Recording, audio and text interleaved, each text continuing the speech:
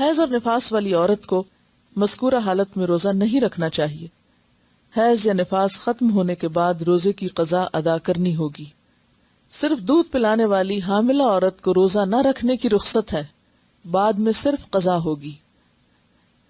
عن ابی سعید الخدری قال قال النبی صلی اللہ علیہ وسلم الیس اذا حاضت لم تصلی ولم تصم فذلک من نقصان دینها رواہ البخاری. حضرت ابو سعید خدری رضی اللہ عنہ نے کہا، نبی اکرم صلی اللہ علیہ وسلم نے فرمایا، کیا ایسا نہیں، یعنی ایسا ہے کہ عورت جب حائضہ ہوتی، یہاں بھی کیا استفہامیہ نہیں بلکہ انکاری ہے، کہ عورت جب حائضہ ہوتی ہے تو نہ نماز پڑھ سکتی ہے نہ روزہ رکھ سکتی ہے، اور ان کے دین میں کمی کی یہی وجہ ہے. اسے بخاری نے روایت کیا ہے. یعنی بہرحال انسان جب ایک عبادت نہیں کر رہا ہوتا تو اس کی کمی تو واقع ہو رہی ہوتی. ہاں، یہ کمی پوری کہاں سے ہوتی؟ دوسری طرف جس سبب سے وہ روزہ نہیں رکھ رہی، مثلا دودھ پلانے کی وجہ سے، تو وہاں دودھ پلانے کا جو اجر ہے وہ اس کو الگ طور پر مل رہا ہے.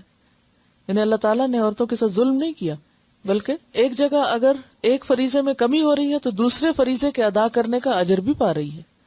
ان انس بن مالک الکعبی ان رسول اللہ صلی اللہ علیہ وسلم قال ان اللہ وضع عن المسافر الصوم وشطر الصلاة وعن الحبل والمرضع الصوم رواہ احمد وابو داود والنسائی والترمذی وابن ماجہ.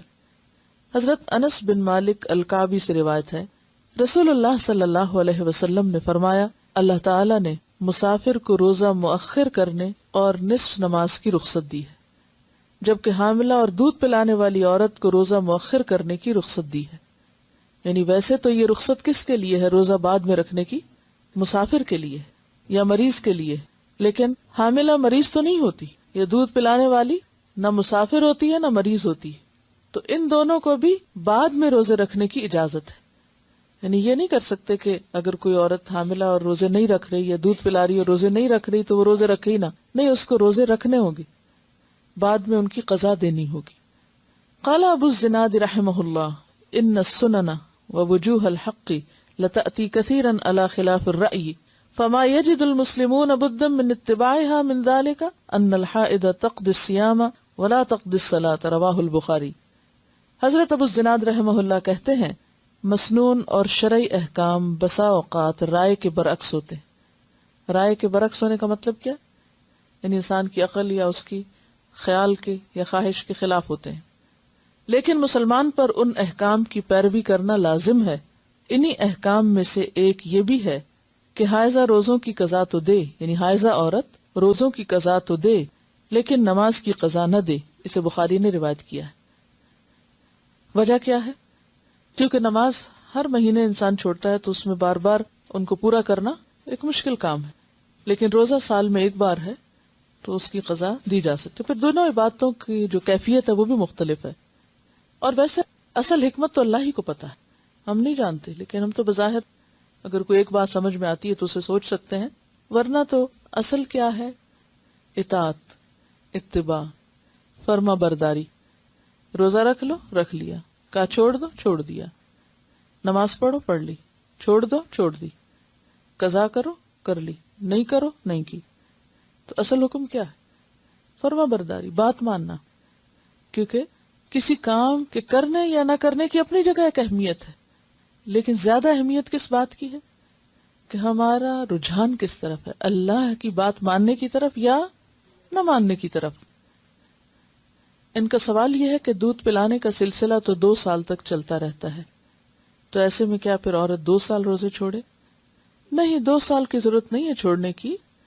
ایک وقت ایسا ہوتا ہے کہ جب بچہ بہت چھوٹا ہوتا ہے اور اس کی ساری غذا صرف ماں کا دودھ ہوتی، وہ ابھی کچھ کھا نہیں سکتا. جب بچے بہت چھوٹے ہوتے ہیں، جیسے کم از کم 4 مہینے تک عام طور پہ بچے کو کوئی اور سالڈ فوڈ یا بعض اوقات پانی تک بھی نہیں دیا جاتا، تو وہ کمپلیٹلی ماں پہ ڈیپینڈنٹ ہوتا ہے. ایسی صورت میں اگر ماں روزہ رکھ لے اور کچھ پیے نہیں، کھائے نہیں، تو کیا ہوگا؟ دودھ میں کمی ہو جائے گی. اب اس دودھ کی کمی کا اثر ماں پر تو جو پڑے گا بچے پر زیادہ پڑے، اور بچے کی وہ ایج جو تھی گروئنگ ایج ہوتی. اگر غذا پوری نہ ملے تو وہ ساری زندگی کے لیے سفر کر سکتا ہے. تو ایسے میں اس وقت تو ماں روزہ چھوڑ دے تاکہ بچے کو دودھ پورا ملے. لیکن بچہ جب 1 سال کا ہو جاتا ہے اور بھی چیزیں کھانے پینے لگتا ہے تو دودھ ایک اضافی غذا ہو جاتی ہے.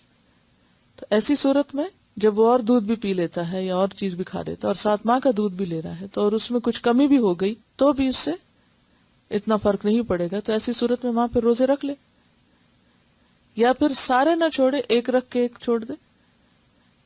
تو یہ انڈیویجولس پہ ڈیپینڈ کرتا ہے. اور بعض اوقات بعض مائیں چھوٹے بچوں کے ساتھ بھی روزے رکھتی ہیں اور روزے کے ساتھ بھی ان کے دودھ میں کمی نہیں آتی، ان کی ہمت زیادہ ہوتی، تو اس میں بھی یہ صرف رخصت ہے، حکم نہیں ہے کہ بالکل روزہ نہ رکھے. جیسے سفر میں چاہے تو رکھ لے چاہے تو چھوڑ دے، اسی طرح اس حال میں اگر وہ سمجھتی کہ وہ رکھ کے کام چلا سکتی تو روزہ رکھ لے.